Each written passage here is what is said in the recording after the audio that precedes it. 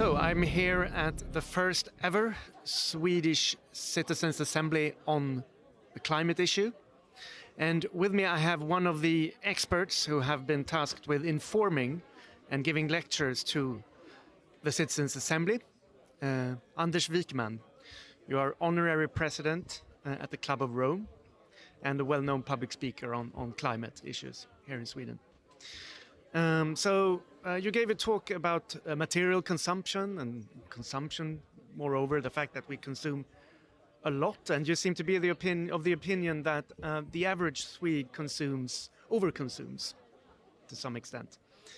And you were giving this talk to average Swedes. How was the reaction, you think? You had a Q&A afterwards. I think that people in general understand that we cannot continue to demand more and more energy and materials from the planet or from Mother Earth. Eventually there are limits, and to some extent we have already reached those limits. You can see it with all the greenhouse gases, with the decline of vital ecosystems, biodiversity loss, etc., etc. So we have to live within the boundaries of the planet, and we don't do that today. And the material consumption is the main driver. It's relatively easy to say, yes, we have to stop emissions. But when you look at the root causes of emissions, sooner or later you realize it's consumption. So consumer lifestyles and consumer patterns are very, very important. And there is a lot of waste in what we do. Take food, for instance. We throw away about 1/3 of the food that is produced, both in a rich country like Sweden, but also in low-income countries. In low-income countries, mainly because storage facilities are poor, transport to the market may be difficult. But in my country, in Sweden, there's no excuse for throwing away 1/3 of the food. Materials are used mostly only once. So even if a material that has been a product could be used on and on and on again, metals for instance, they are thrown away. So by moving from linear to circular material flows, you could achieve a lot. By extending product life, there's no reason why a vehicle or a laptop or a mobile phone should last for a limited period of time. They could be produced so that they last much longer. They could be designed so that it's much easier to reuse and renovate, even remanufacture. So there are a lot of things we can do. Then, of course, if you look at the infrastructure, we do tear down a lot of old buildings. Why not renovate them instead? That would use much less materials. We don't have to own cars if we live in cities. We can rent cars. We can benefit from mobility as a service.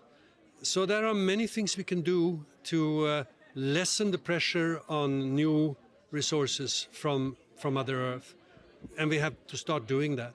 Then, of course, you have the very enormous gap between rich countries and poor countries, and that's another reason why we have to do something, because in poor countries you need more material consumption to enhance your living standard.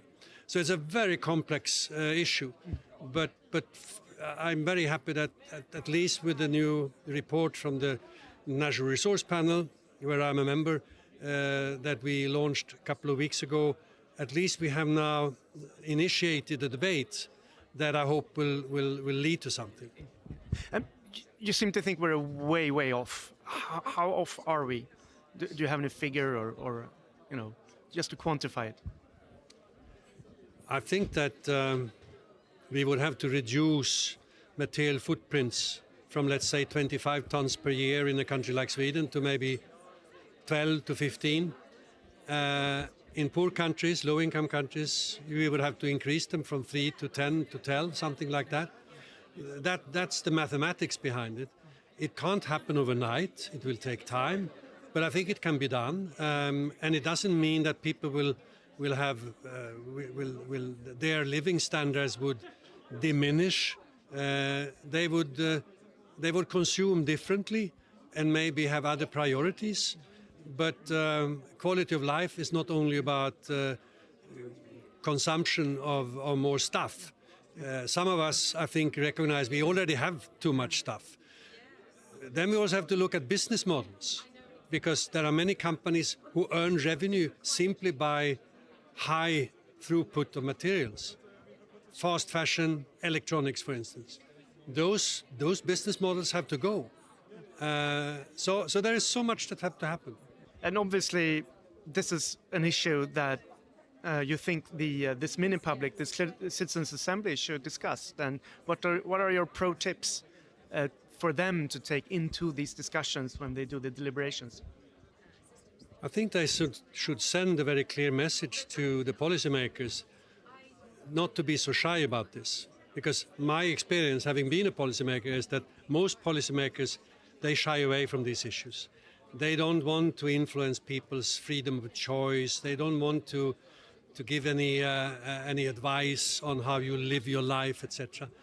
But I think that's important. They must lead, and if the Citizens' Assembly can send a very clear message that we expect you to help us move in the right direction, and you need regulation, you need policy instruments. Just imagine that you increased the tax or the cost of using natural resources and instead lower the tax on labor, then you would send a very good signal. And then it would make sense for businesses to be much more careful about the resource they use, and to develop circular systems instead of linear systems, because all of a sudden it would pay. I mean, take plastics today. It's much less expensive to produce plastics from new oil and gas than to use secondary plastic. So there are so many things that have to happen, and the policymakers must take the lead. So how will the Citizens' Assembly then influence the policymakers? How should they break through whatever defenses there are? Well, I think the more specific they can be about the realization they have that here is a problem and you have to help solve it, not dodge the issue, rather take it up front. I think that's the measure I would like to see. Any hopes that the Swedish government will listen? That's another issue. Thank you, Anders. Thank you. Pleasure.